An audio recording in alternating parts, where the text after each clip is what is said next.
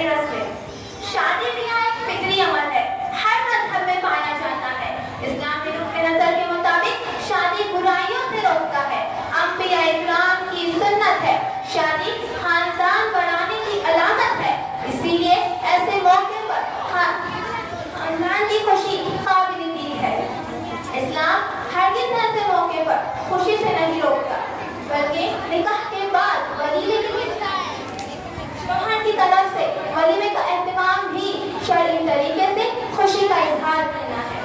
ہم لوگوں نے دیگر بہت سے رسومات کی طرح شادی کی رسومات میں بھی حد سے تجاوز کرتے ہیں. ہمارے یہاں تو یہ سلسلہ منگنے سے ہی شروع ہوتا ہے. منگنے کی رسم رشتہ طے ہونے کی صورت میں ادا کی جاتی ہے, جس میں لاکھوں کے زیورات اور مہنگے ملبوسات دیے جاتے ہیں. مختلف قسم کے پکوان اور مشروبات سے مہمانوں کی مہمان نوازی کی جاتی ہے. اسے ہم شادی سے پہلے شادی کی تقریب بھی کہہ سکتے ہیں, کیونکہ یہی وہ تقریب ہے جس میں خرچ ہونے والی خطیر رقم سے متوسط طبقے کی ایک سے زائد شادیاں ممکن ہیں. ہم لوگوں نے منگنی سے شادی تک کی دوریوں کو بھی سر بنا رکھا ہے. اس درمیانے وقت میں بھی مختلف تہواروں پر قیمتی تحائف کا تبادل ہوتا ہے. اسلام نے تمام رشتوں کے حقوق و فرائض اور ان کے ساتھ تعلقات کی نوعیت کی وضاحت کر دی ہے کہ کس رشتے کی اہمیت کیا ہے, کس کا حق مقدم ہے, کس کا مؤخر, کون محرم ہے اور کون نامحرم.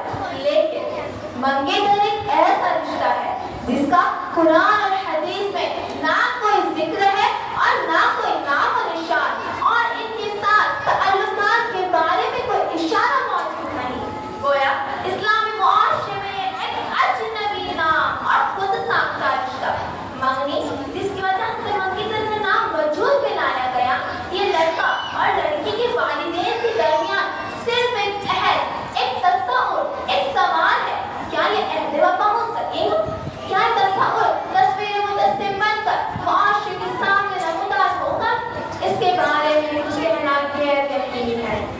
ہندو پاک میں منگنی کی رسم بہت پرانی ہے, لہٰذا منگیتروں کا وجود بھی بہت پرانا ہے. معاشرہ نہ صرف ان کی حیثیت تسلیم کرتا ہے, بلکہ دیگر رشتوں کے مقابلے اہمیت بھی زیادہ دیتا ہے.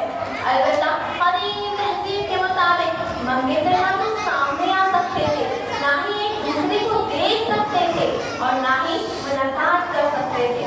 خصوصاً لڑکیوں کا اپنے منگیتروں کا نام لینا یا ان کا کسی طور سے ذکر کرنا حیا کے منافی سمجھا جاتا تھا.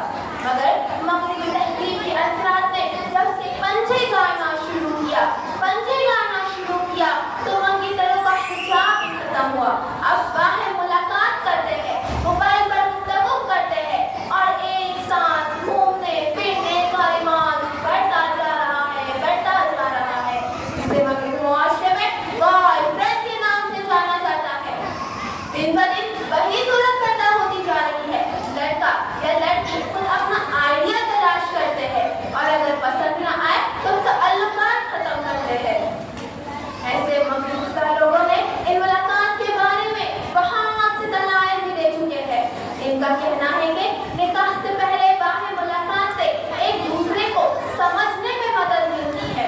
نکاح سے پہلے ایک دوسرے کی عادت سے واقف ہو جاتے ہیں, لہٰذا بعد میں اختلاف رائے کی نوبت کم آتی ہے.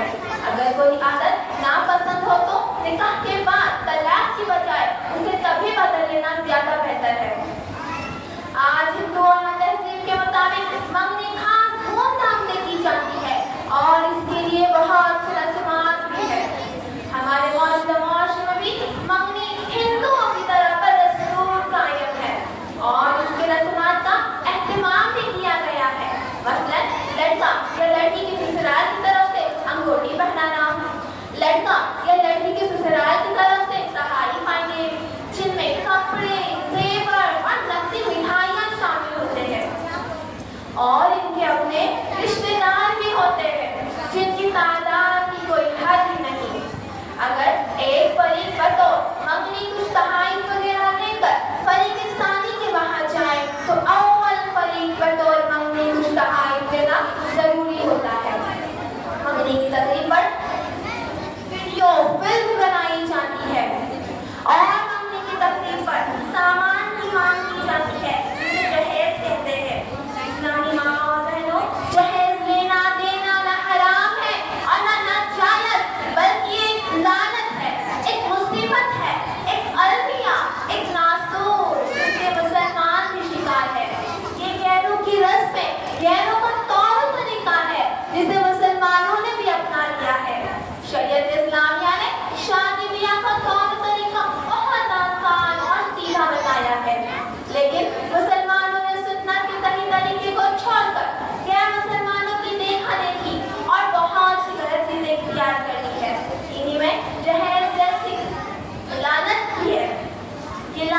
خود انہوں نے اپنے سر پہ ڈال دی ہے اور اپنے لیے پریشانی اور مصیبتیں بڑھا دی ہے۔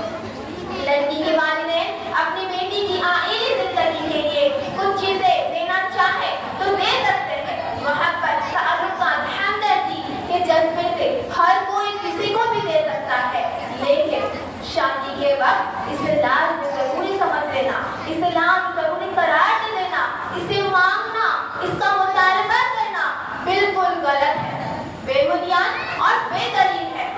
شریعت اسلامیہ نے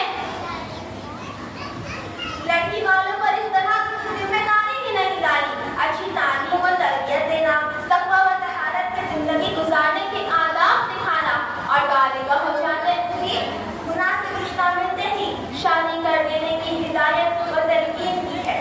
کہیں یہ حکم نہیں دیا گیا کہ جب تم اپنی لڑکیوں کی شادیاں کرو تو ان کو یہ چیزیں دو، ان کے لیے سامان اکٹھا کرو۔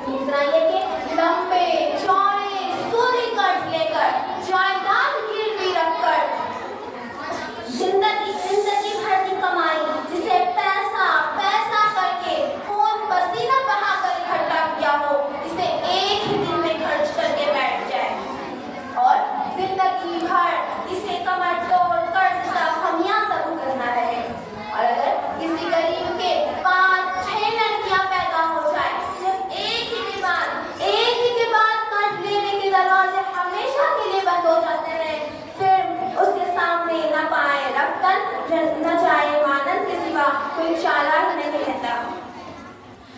फिर ऐसी सूरत में जमाने की सितम सलीटी को देखकर अपने मुंह का तरकट होते हैं और सोचने पर मजबूर होते हैं कि क्यों ना पैदा होते ही हमने इनका गला घोट दिया। खीसे से मिलता जुलता रिवाज अरब में भी आज से 114 साल पहले चल पड़ा था। जैसे कि कुरान में अल्लाह रब्बुल आलमीन ने जिक्र फरमाया, जब जिंदा दफन की हुई लड़की से सवाल किया जाएगा, इस गुनाह की वजह से तुम मत रची गई।